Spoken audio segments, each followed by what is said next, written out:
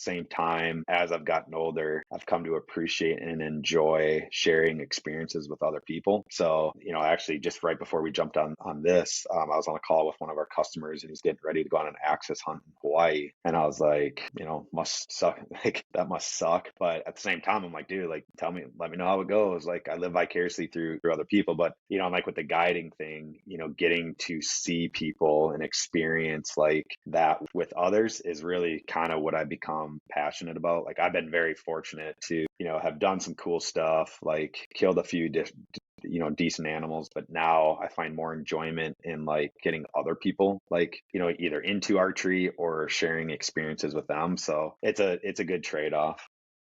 What's going on? Welcome back to the RedBeard Outdoors podcast. I'm stoked to share this episode with you guys as I have Scott from Dialed Archery. He doesn't get on social media very often. He's on some of their videos, but he's such an amazing individual. Loves his business, has gone all in on Dialed Archery, absolutely loves what they're doing. He loves shooting bows. He loves shooting guns. He loves getting in the outdoors. And although he may look like a homeless man at times, he looks like a very well-groomed homeless man. I joke about that because we actually talk about that all the time, how he's constantly in flip-flops whenever he can. He's got the long hair. He's got the beard. But guys, if you are at a Total Archery Challenge event this year, I highly recommend stopping by the booth, getting to know Scott, testing out some of the gear, some of the sights, things like that we have at the booth. And I say we because they are a partner of the show. I absolutely love using their site. I've got their site on my bows. I killed my bull with it last year. Also the whitetail that I killed last year. And even before that, I've been shooting the Dialed site for a while now. Absolutely love it. So tune into this episode, guys. Go and check out Dialed Archery. I'll leave the links down below where you can find them. And enjoy this conversation with Scott. Thanks so much for tuning in. And let's get to the conversation right now. Welcome back to the RedBeard Outdoors podcast. This is Jonathan here, the host, and we've got Scott Bakken. You might know him as Scooter online. He doesn't have much of a presence online outside of that, but he is one of the owners of Dialed Archery. And he's done a lot. He's got a lot on his resume outside of that. We were just talking about how he used to guide people on hunts and things like. He's got a lot of experience. But basically, he's right now currently the owner of Dialed Archery and absolutely loves shooting his bow when he gets a chance to, when he's not building sites and running around the country going crazy, showing off the site.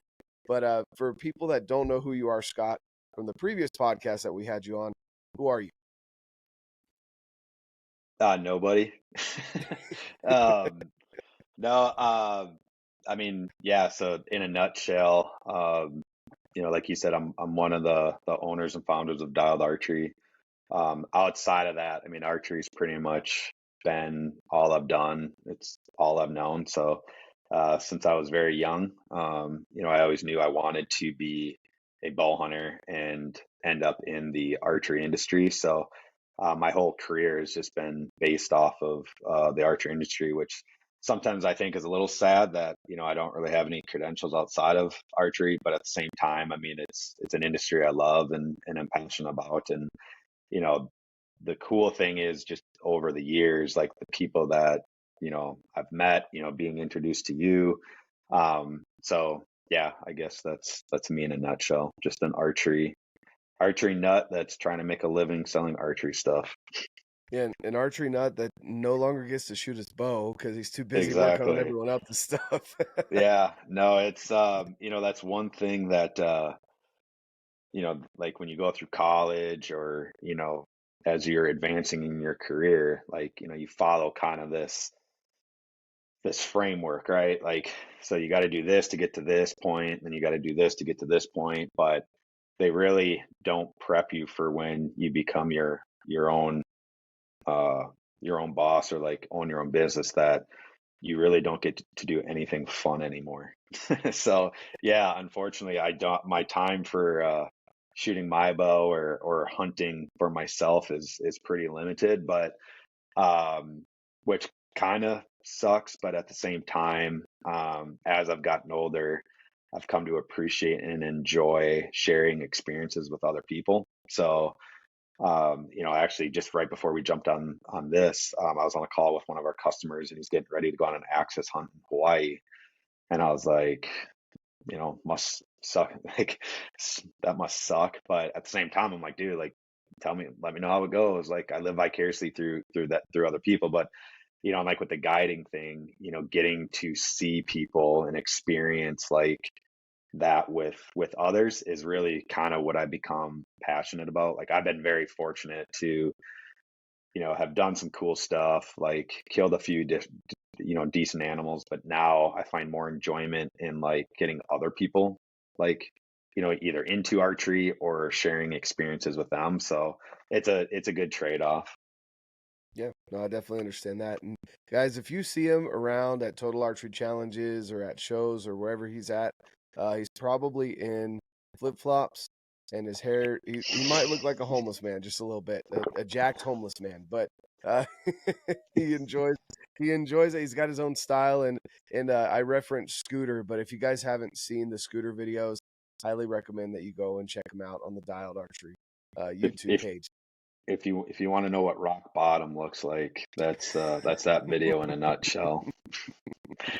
And the Oh man. funniest part about that video is, I mean, one, that's just like if ever anybody that like hasn't met like myself or Taylor and Jordan, who are my business partners, or like anybody on our team, like we're all definitely wired different, when it comes to our sense of humor and stuff. So, but that's like the cool thing with like Dial, that is not only did we set out to create this brand that you know builds top of the line, like high quality, techie type of stuff, but we wanted to make it fun and not like serious, right? Because Yeah. it's like life's a battle, like every day. If you take it too serious, you're just gonna, you're gonna look back and be like, what the hell? So that video was trying to take a time where we were trying to get a brand started and we were just constantly getting our butts kicked and then trying to find some humor in it. So, when you have a steel building in the middle of nowhere, of course you're gonna try to make, a soft core adult film and try to use it as a marketing, a tool.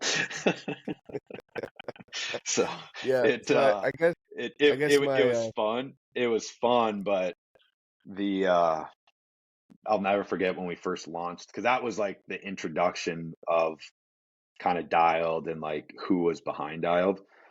And when we launched that video, it was on Valentine's.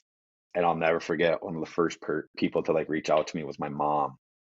And she's like, "Are you serious?" And I'm like, "What?" And she's like, "This is what you threw like your life away for, was this type of stuff."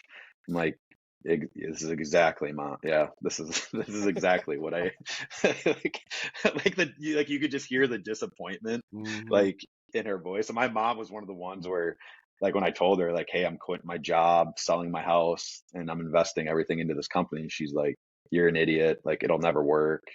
So then when she saw that, that was like just her validation that, I'm just a complete screw up. So, but I'm glad other people found humor in it though, so Well, I guess my bow shop, Wild Arrow, hadn't seen it before, so I showed it to them at dinner. Was it Friday night? And they were laughing so hard. like I said, it was meant just to be dumb and just, Valentine's is kind of a like bull crap holiday to begin with. So, it's just trying to just make fun of ourselves and just kind of have fun with it. So, you know, if you haven't seen it, check it out. Like I said, if you're feeling bad about yourself, hopefully it makes you feel, it can always get worse. Oh man. Well, guys, you know I shoot the Dialed Archery site. I absolutely love it. There's quite a few features to it that I really enjoy. I wanted to have Scott back on because he came on the podcast. I want to say it was close to the time that it was launched, or It was maybe right shortly after, after. But yeah, it was yeah, right after we launched. yeah, right after you launched the site. There's you guys are constantly updating and getting things dialed in with that. No pun intended. But you guys are definitely taking over the market, and a lot of people know about the site. They reach out, they ask about it. A lot of the questions is like, is it worth it? Because it is in the upper tier, as far as sites go and pricing goes. So I guess walk us through maybe some of your favorite features of the site from your perspective, so people can kind of get that idea of why it is worth it, and also Hmm. the fact that it's U.S. made.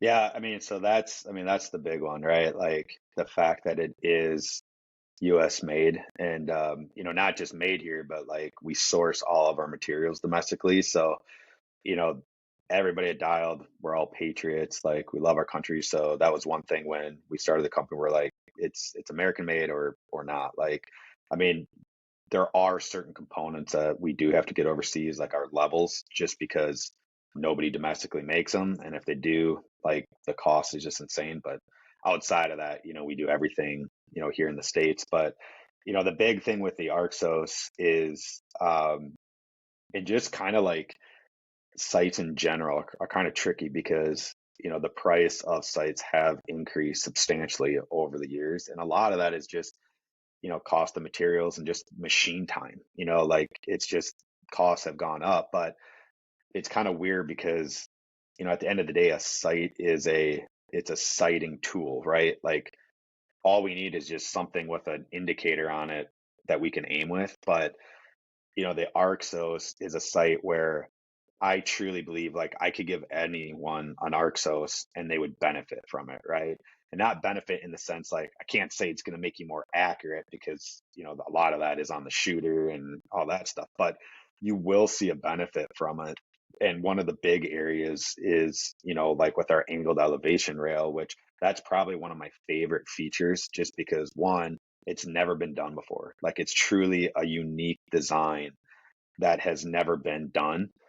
So the fact that we like had that idea but could actually put it to use and like bring it to fruition is pretty insane. It's like just when we were designing the site, like, like the angled rail, the internal gear system, it's like how like you have to I still refuse to believe that like we actually like came up with that idea, right? Because it's just you always come up with an idea, but it's like, oh, it's been done before, right? But anyways, so I mean that right there, just the fact that you are going to benefit from it, right? It's not just another aiming system, you know, that is worth, I think, the expense, but then just the fact that, I mean, it's one of the most minimalistic sites on the market. So we literally, I mean, we looked at other sites, out there, and I mean, there's some really good ones, and honestly, most of them are.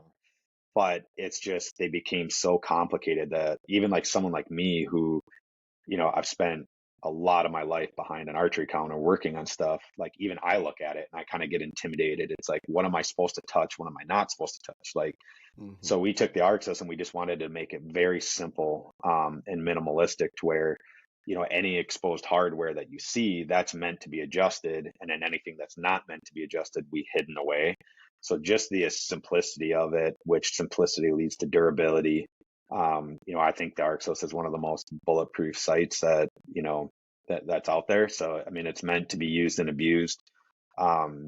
We did not build it for like the masses. Like we knew it was going to be kind of a niche deal, one, because of the price point, but then two, it is a new design, it's a new concept. It has some new features. So, that's definitely been a hurdle for us to overcome, with launching, um, you know, launching Dialed and launching the Arxos, is that there was a lot more education needed than what we originally anticipated. Like we kind of looked at it like, adjustable sights are kind of all the same in the sense of how they function and you sight them in and stuff. And it's very true. But, I think that's one thing that we probably didn't do the best at in the beginning was the education side, because we were so Mm-hmm. focused on getting the brand out there and being like, hey, look at us, look at us. And we didn't spend enough time on the education side, but that's where we're spending a lot of time now with our content and just making sure that any misinformation that was originally out there is now covered. So, but then another big thing, as far as the value is just the customization of it. Being able to truly build a site the way you want it, obviously within some certain parameters, but being able to pick your frame color, being able to pick your dial color, and then you're just building like an overall custom experience, which is kind of a neat concept. So there is a lot of value to it, and but at the end of the day, we're all consumers as well, and like we don't mind like paying, or I should say, I don't mind paying money for good quality stuff, but if I'm going to pay the money, it better be worth it, right? And I think in the beginning we kind of walked this line of, is it really worth it? But that was when we were going through like just our brutal learning phase. And that's one thing I say all the time is like, we did go through this learning phase, but it was super quick and it was super like steep.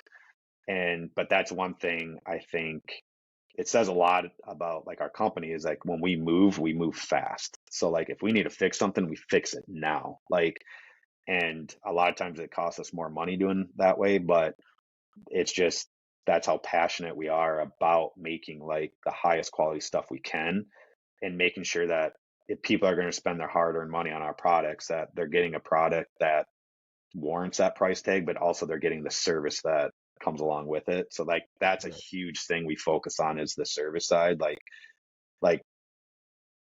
there, we're, when it comes to like competitors, we're all kind of competing on the same ground as far as product goes, right? Like we all use the same materials, like a lot of us get the same components from the same people, but like the one thing, and I will say, like, nobody will ever beat us on the service side. Like that is the one area that we will continue to like strive to be the best at.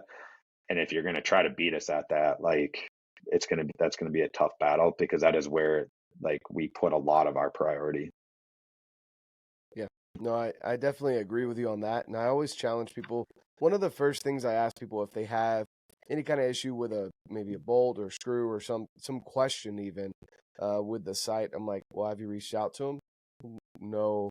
I'm like, well, okay, reach out to them. Like they'll make sure Yeah, you're taken care of.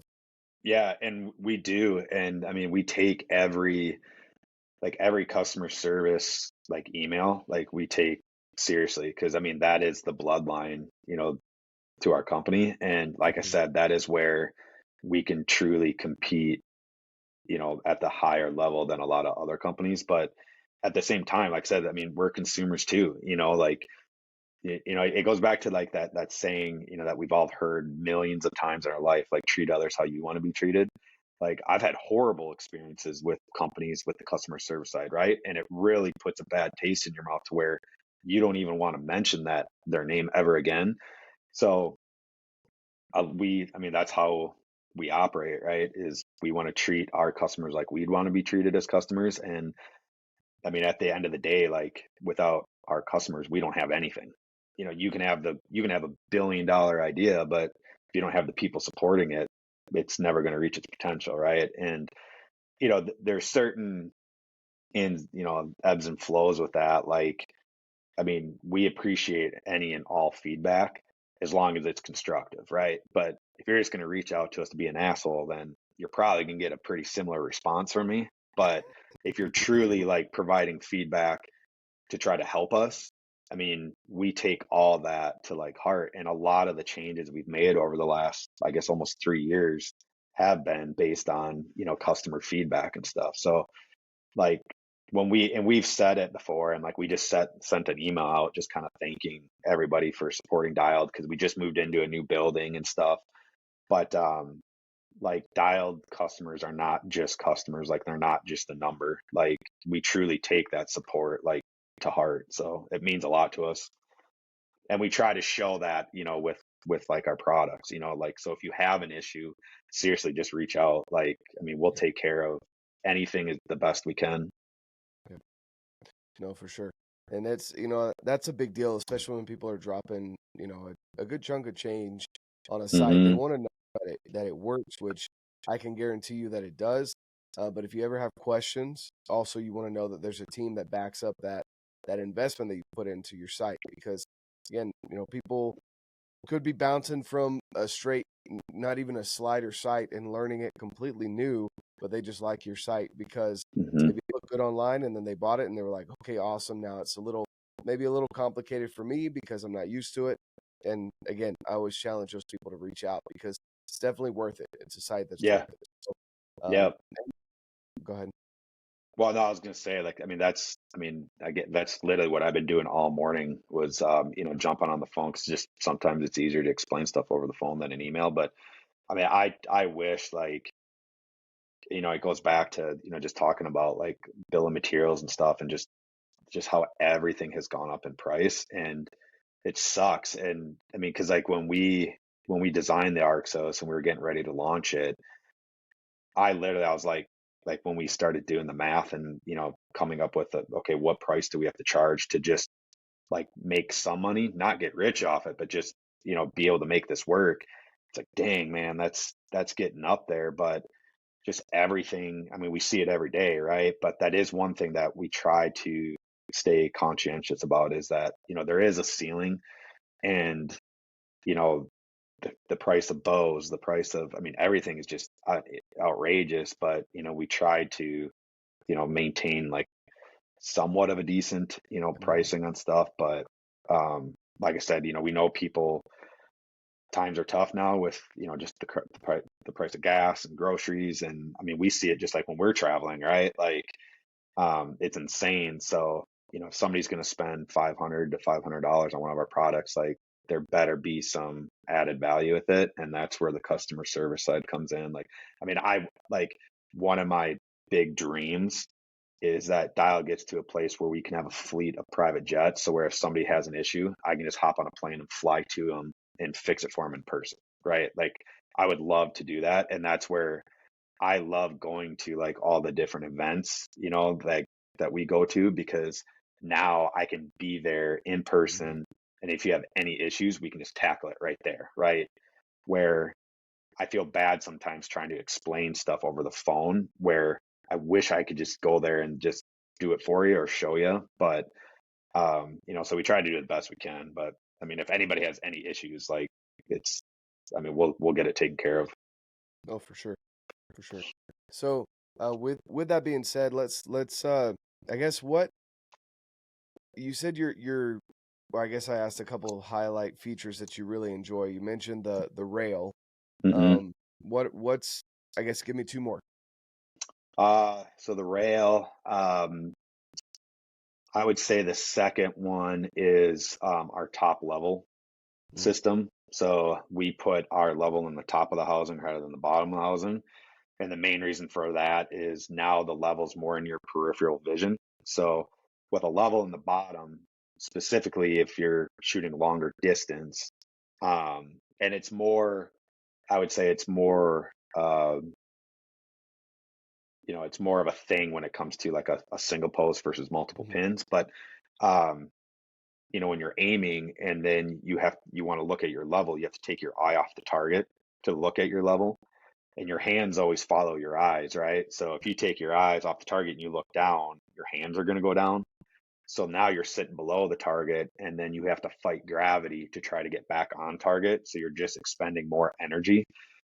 So having the level on the top, I think is truly, it makes such a huge difference. And over the years, just like being at different events and like shooting with other people, it always amazed me how many people never used their level and didn't understand why it was there.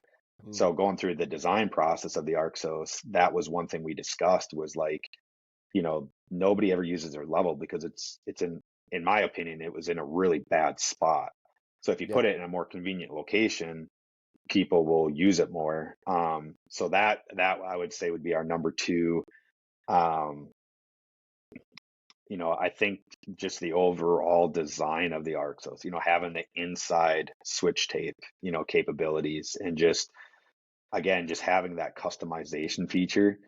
Um, it's just cool, right? And I think again, just as a whole, just like our Cerakote, right? Like prior to Dialed, nobody had Cerakoted, anything. Like there have been some companies over the past that had tried, whatever, but nobody has done like the customization thing. And that is one thing where we pride ourselves on. And again, it's one of those areas where like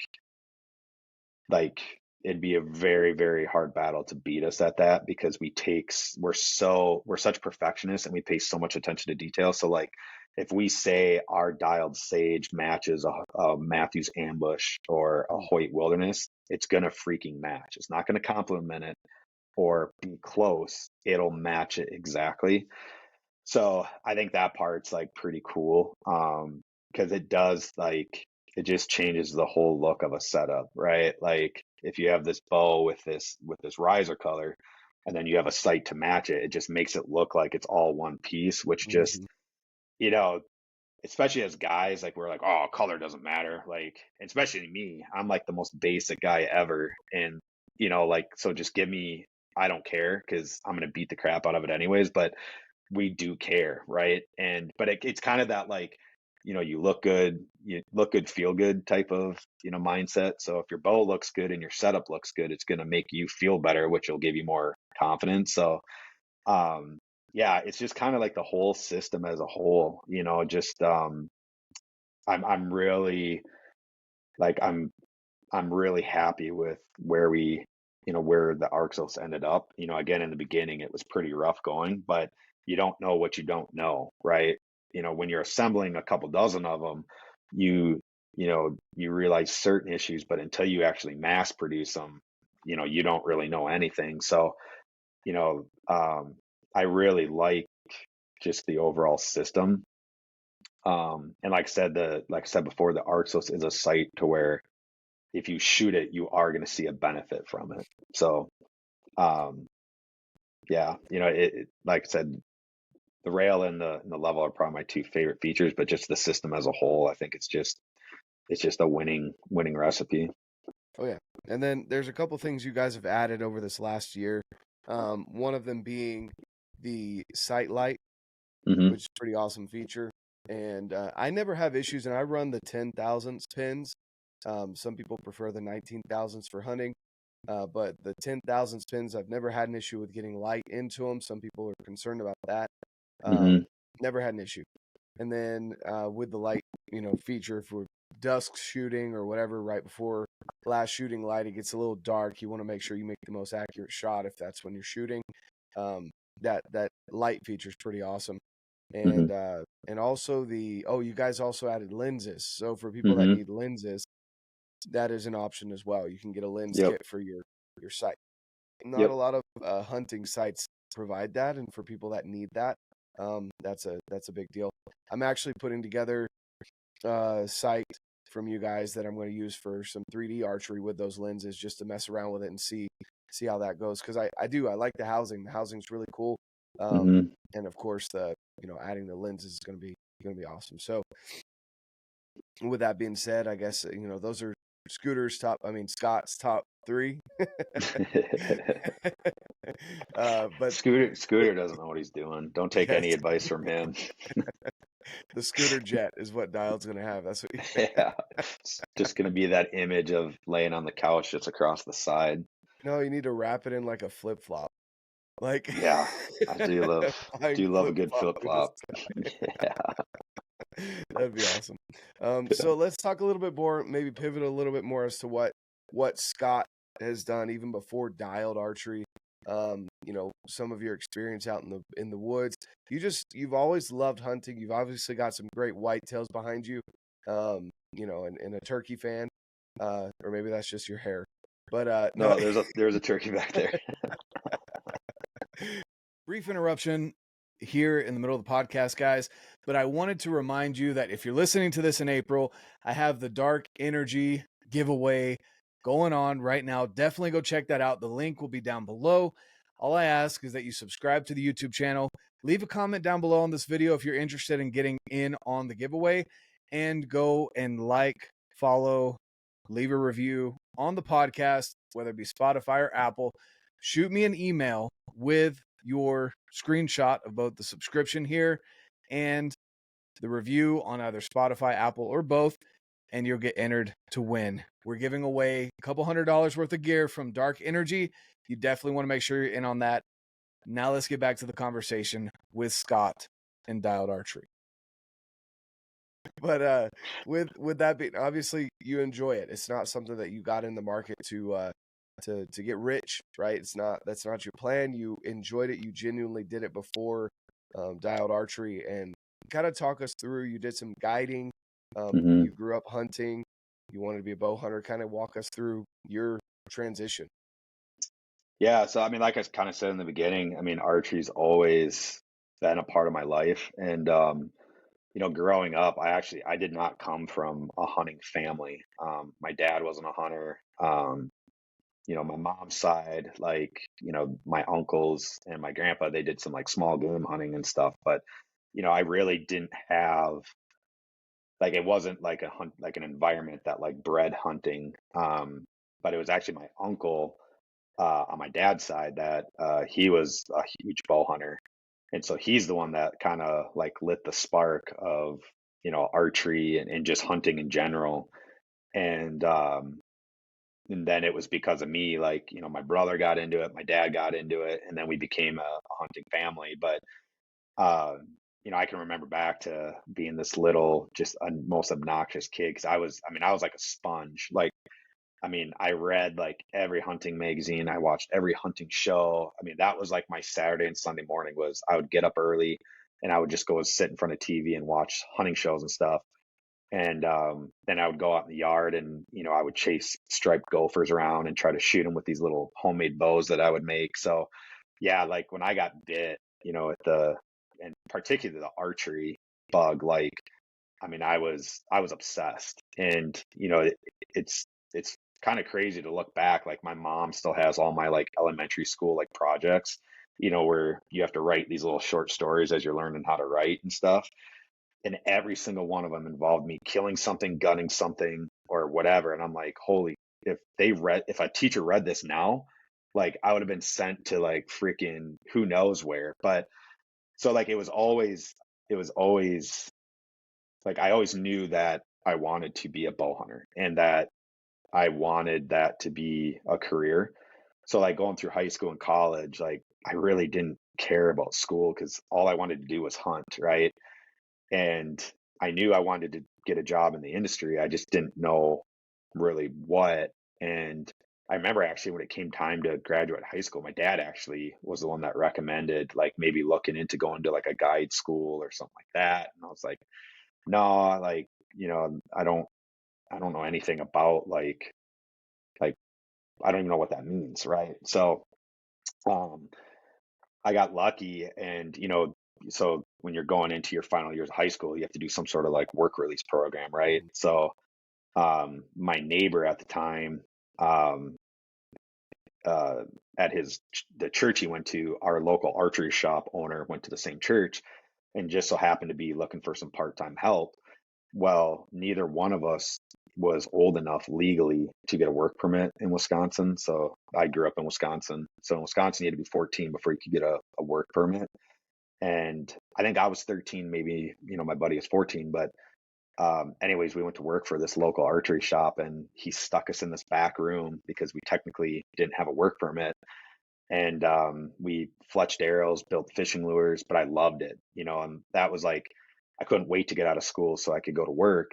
And, but yeah, so that's just kind of, what it just, my passion for archery just kind of snowballed out of there. And then, you know, worked in an archery shop all through college, graduated, became a sales rep in the archery industry. So traveled all over, Wisconsin, selling to local shops, got to attend pretty much every trade show. And then after that, I became a buyer for a big archery distributor, which was, I mean, like such a huge part in like growing in my career.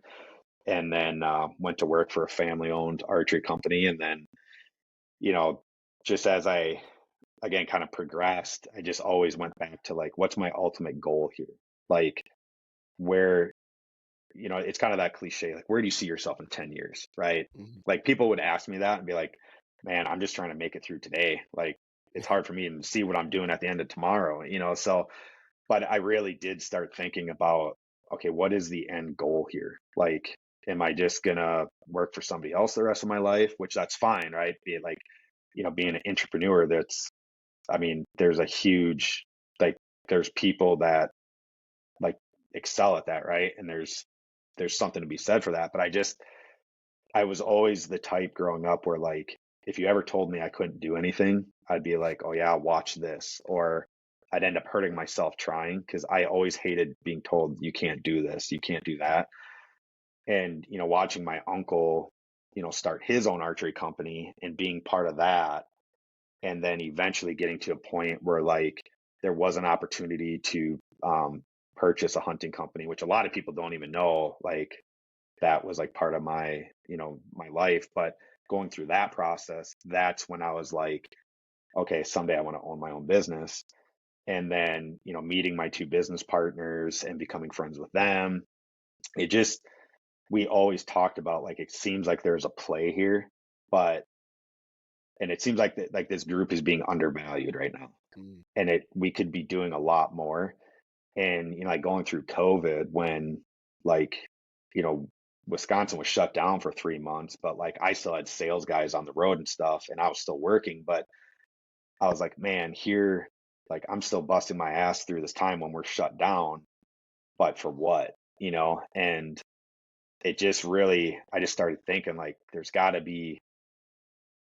got to be more than this. And I'm not feeling challenged. Like I hate mediocrity and complacency. And I was there, and it was really just like dragging me down. And, it's tough. Like when you start spiraling like that and you can't see a way out, like it becomes pretty dangerous, right? Like just mentally and whatever. And it's like, man, I gotta figure out a move here because this ain't it right now.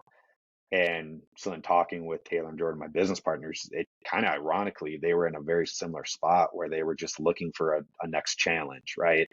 And, those guys do amazing work with, their captured, creative company and on the marketing side of stuff. But, they always said like they do all this work for all these companies, but then that work just dissolved after a very short period of time, right? Like it doesn't live very long.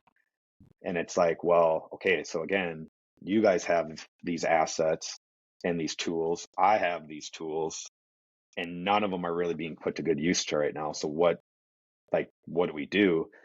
And, honestly, it was so, our buddy Brandon, I was talking with him, and it was literally kind of like more of a like Dr. Phil session. Like, dude, I'm not good. Like, I need some help here. And, we went down some pretty like deep, dark rabbit holes. And he's like, well, ultimately, what is it you want to do? And I was like, I want to own my own business, man. Like, I want to do my own thing. Like, he's like, well, do it. And I'm like, well, it's not that simple, man. Like, you don't just do it, right? Like, I don't know if I'm smart enough. And two, like, I don't have money. I don't, my family doesn't have money. So that's a big hurdle, right? Because unfortunately, you need money to start a business. And, the biggest fear though was, what if it doesn't work out, right? Like, failure is like my biggest fear in life. Like, I hate disappointing people. And, that plays into with like Dialed launching, and going through like our pre-order process and stuff. Like, the struggles and the hurdles and the supply chain issues, all that stuff like didn't really bother me. It was the fact that so many people like are taking a risk and gambling on us, and there is a possibility that we may disappoint them. That literally was like a knife in my stomach for almost a whole year, because that thought it scared the living shit out of me. And I was like, if this doesn't happen, I can never show my face in this industry again, because I could not look any of these people in the eye ever again, because I knew we screwed up. So, but Brandon's like, well, and I said, what if it doesn't work out? Then like that's a huge like setback.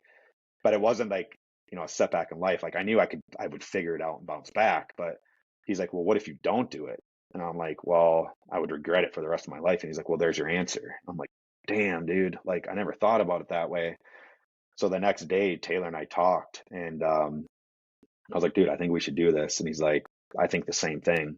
And then voila, Dialed started. But so yeah, it just, looking back, whether I knew it or not, it's kind of like everything I did was like led up to doing this. It's just I didn't realize it until, I was in my mid to late 30s. But looking back, I wish I would have kind of realized this a lot sooner. But at the same time, without all those experiences, I mean, I don't think we'd be able to do what we're doing, right? On all sides, right? So timing was everything. And, getting into the whole like business development and, startup, it's something that I've never done before. So it was a huge learning experience, which like I love learning new things. And, I've always been like a sponge. Like, I mean, even like you, like, I mean, I don't think there's been a conversation I haven't had with you where I haven't walked away without, learning something new. So that's been kind of the most rewarding part of it so far. But yeah, just getting started, it was just a lot of like, we don't know what we're doing, but let's just see what happens. And you get lucky every once in a while. But I think timing was like that's where I think honestly that's kind of what got us even going. Was we could not have picked a better time to start Dialed, other than it was the worst time to start a new company from a sourcing side, right? Materials and just the cost of everything. But it's just kind of funny how things work out sometimes. But I mean, thus far, it's crazy to see how much we've grown over the last couple of years. And just, honestly, the really interesting part was the fact that we had this idea with all these new concepts, right? And I wouldn't say new technology, but just like innovative ideas that had never been done before, but just like teasing that out and then just seeing how hungry consumers were for something different. Like, we've truly felt that the archery industry was lacking in the site category, right? Because there's a lot of great sites out there, but they're all very similar. Like, it was always like they all were built out of the same mold. And we're like, if we're going to do a site, we're going to do something totally different. Like, we're not going to be another, cookie cutter, look-alike or any of that. Like, this is truly going to be unique. But then just the reaction from consumers on how they've been like, they've just been thirsty for something new, right? And it's like, okay, well, if the site category is like that, how many other categories are there where it's the same thing? You know what I mean? So it truly like it opened our eyes to like, okay, site or no site, like we're onto something here as far as like trying to give consumers a new and different option. And there is a market for that. So, I mean, that was kind of the whole framework of Dialed, right? And, Yeah. The whole customizable experience, like it's just like just new. And it's, like I said, there is a need for that, Yeah. or a No, I market couldn't for it, agree I with you should say. more. Yeah. No, I So, couldn't agree with you more. It's definitely a unique site. People know it. You could see a silhouette of it and people would know what site it is. It's not a it's not a cookie cutter site for by any means. And right. I love hearing that transition story. I think people need to understand that like you didn't just all of a sudden one day wake up and boom, you had Dialed in your head and you were ready to go. Like you had worked for years and years and years. You had good conversations with people. And then of course you've leveraged a lot, for this company. It's not like you said, where you were born into money or, daddy gave you a $1 million loan to go start a company or anything like that. It was I wish that would have been the case. I mean, don't get me wrong. I would have taken that for sure. And it's like going through this whole process. If anything, it's made me had a little like, what's the word? Resentment towards my parents. Cause I'm like, if you guys would have worked harder in life, like this whole process could have been a lot easier for me. So I make sure I let them know that like on every Christmas, just so they don't forget. But, no, and it like is, if you had worked harder, I wouldn't have had to be on a couch with a sight in a I red robe. wouldn't be, yeah, I wouldn't be, yeah. That's what I should have said when my mom called me and been like, well, Mom, maybe if you would have worked full time instead of being a stay-at-home mom, I wouldn't have to, be making videos like this. I could be paying people to do it, But and I think that that's like one thing a lot of people don't even realize that, behind Dialed, it's just, it's three guys. But really, I mean, our team is so much bigger than that. I mean, yeah, it's Taylor and Jordan and I, but then, you know, we have Kyle and TJ, our engineers, we have our assembly team, we have our production team, we have our Cerakote team. So it's like, you know, that it goes back to that cliche saying, like, it takes a village, but it really does. I mean, like, again, without like our customers, without our team, like Dialed was just an idea, right? It was the people that, you know, that makes Dialed what it is. And, you know, again, you know, going through like the sacrifices, and I think that's one thing, like a lot of people get like investment and sacrifice like mixed up, Yeah. right? Like they're two completely different things. So I was literally willing to like sacrifice like everything I've worked for Dialed, because I truly believed in what we were doing and the team that we had. And I know Jordan and Taylor felt the same way, because I mean, obviously they had to make sacrifices too. Mm-hmm. So, and but I think that's why like we're so passionate about what we're doing too, is because we have everything to lose and not a lot to gain, like personally, but as a big picture, you know, Dialed, like one of the big goals I personally wanted with Dialed is to be an example, right? Like, again, growing up in this industry, I've gotten to see a lot of cool things, but I've also got to see not like a lot of not cool things, right? And just kind of the direction the industry is going. I personally am not like a huge fan of it, right? And I think it's going to take like younger guys, or just younger people, I should say, guys or gals, but willing to take that risk, right? And making sacrifices, because it is going to take new blood to keep the industry going. And it's scary, it's frightening, but if you truly believe in what you're doing, you'll make it happen, right? And again, I keep going back to like, you know, one of my buddies, for example, he's trying to get a new company going, and you know, loves what, you know, what we're doing with Dialed and stuff, and he's just like, he'll ask me all these questions, and I'm like, dude, like just like slow down, right? Like, you have time. And I'm like, timing is such a key part of like starting a new business. Like, you can't rush it. Like, and I remember somebody told me that, like, you know, 999 out of 1,000 businesses fail, but it's not because it wasn't a good idea. It's not because of like financial backing or the owners. It's just timing wasn't right, right? And if you look back, like in the industry, like, I mean, you could think of examples over and over of that, like the scent elimination like industry, right? Like all the ozone stuff. Man, I remember like when I was a sales rep, we had an ozone company that we tried to sell, and that was back in the early 2000s, and everybody laughed at us for trying to sell those things. And now everybody uses them, right? But Yeah. it wasn't a bad idea. It was just wrong timing. So, um, like I said, that's one thing I hope Dialed, like if we do anything, that it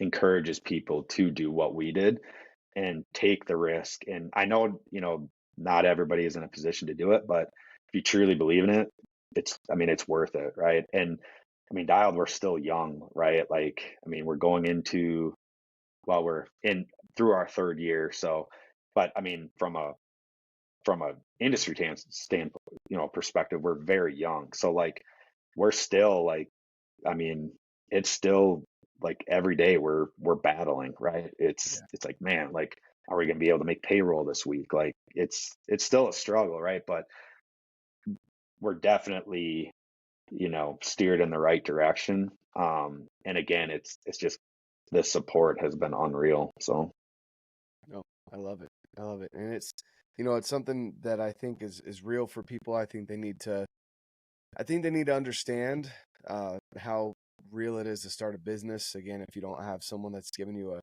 an interest-free $1 million loan to start a business, it's, you know, it's something that there's risk involved. And I think you guys have done a great job, obviously, on the marketing side. You've also done a great job building the site itself, and then you've hmm also hit it on the head with customer support. It sucks when people, you know, reach out to me and ask me these things, and I'm like, just simply call them or reach hmm out to them, send them an email. They'll answer you. hmm They're not too big to answer your email, right? it's what I do And every day. I mean, that's yeah, literally that's what I'm here for. So exactly, exactly. So well, I appreciate it, Scott. Guys, you know, out there, if you haven't checked out a Dialed Archery site, where can they go in person? I know there's a couple places that they're able to go? So, yeah, I mean, the best place is just, our website, our social media platforms, which is just Dialed Archery. That's one area we're expanding this year is our sales channel, network. So we're starting to get into more retailers. We're in every Shield store. We're in, a couple retailers nationwide. So, I mean, but the best place for information is just go to our website. So as we continue to build out our retail network. Perfect. No, I love it. Yeah, definitely go check it out. If you're near a Shields, you can go get your hands on one. If not, and you're wanting to get your hands on it, meet them at Total Archery Challenge. Yep. And they're going to be there as well. Scott will be able to get you all set up and make sure that you're able to shoot it, even right there at Total Archery Challenge. You guys, I'm telling you, it's my favorite site for a reason. And a lot of it has to do with, well, there's great features to it and everything, but the fact that the people back up their product, they're 100% made and sourced in the United States. And they're just, I mean, I killed my first bull with it, so I'm pretty hooked. So fun fact to end this with, I am the only one on our team that has not killed something with an Arxos yet. We need to change that. Yeah, I know that's what everybody tells me, but yeah. Well, we'll talk after the podcast because we need to get you on a hunt. Figure something out. yeah, for sure. We got to get you to shoot an Arxos. Yeah. Hey, do I need to sell it to you, Scott? Is that Yeah, it's funny. The guy who sets them all up hasn't even killed anything with it. Yeah, exactly. Oh man, but that's what it is, guys. If you want to continue shooting your bow and things like that, don't get into the archery business. That's just flat out what it is, right? I tell people that all the time. Don't get into archery industry if you like archery. Exactly. Well, thanks again, Scott. I really appreciate your time and all your knowledge. Yeah, thank you, man. Honestly, Scott isn't really on social media, but reach out to Dialed Archery via email. He is always there, making sure you guys are taken care of. And I mean, that says big things, guys. The fact that the owner of the company or one of the owners of the company is wanting to reach out to you directly. He doesn't have someone over in India, China, somewhere else. They're not outsourcing it. It's one of the owners himself emailing you and making sure you're taken care of. So if you have questions, if you have one, reach out to him. If you don't have one yet, definitely go check them out. I'll leave the links down below where you can. And again, Scott, thanks so much for hopping on here. Have a great day, guys. And of course, as I always say, get out, live your life, and love. All right, guys, I really hope you enjoyed that conversation with Scott. He is a fantastic dude. He's great at business, absolutely loves, again, the outdoors, archery, shooting guns, guiding, and really genuinely enjoys spending time with you guys, the end user, and getting feedback, applying that feedback. If you are at a Total Archery Challenge event, no matter where it is in the country this year, definitely go check out the booth, the Dialed Archery booth. Check out Scott, shake his hand, get to know him, get your hands on the Dialed Archery site. If you haven't already, check it out and even slap it on your bow there at Total Archery Challenge and get to shooting right there on the spot. With that being said, guys, thank you so much for tuning in. I really appreciate your support. Don't forget to get entered in on the Dark Energy giveaway through the end of April. If it's after April, stay tuned. There's other giveaways as well. You can get in on every single one of them. I'm doing one a month through the end of the year so that I can give back to you because I appreciate your support as this channel continues to grow, as the podcast continues to grow. Thank you so much. Really appreciate it. And also, guys, go get in on the First Phorm Outdoors Facebook group and the Day One crew. If you're on Facebook, if you're not, excuse me, it's worth even creating a Facebook for. First Phorm Outdoors. There's constant events, hiking, things like that as we're ramping up the spring, summer, and then into the fall. There's events like right now, there's a fishing event going on that you can win. Guys, I highly recommend you get in there, meet some amazing people.